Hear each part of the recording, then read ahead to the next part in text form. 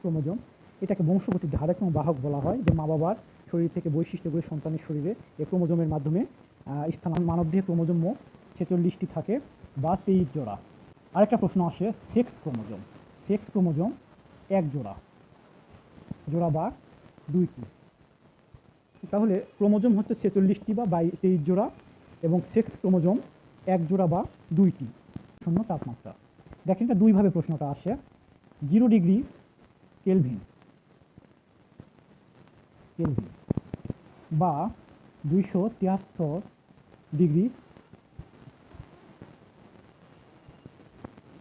Celsius, -273 degree Celsius. পরম শূন্য তাপমাত্রা 0 ডিগ্রি কেলভিন, 0 ডিগ্রি থাকলে সেটা কেলভিন হবে এবং সেলসিয়াসে থাকলে সেটা হচ্ছে -273 ডিগ্রিতে থাকবে। হ্যাঁ, পানির ঘনত্ব সবচেয়ে বেশি 4 ডিগ্রি তাপমাত্রায়। 4 ডিগ্রি তাপমাত্রায় পানির ঘনত্ব সবচেয়ে বেশি।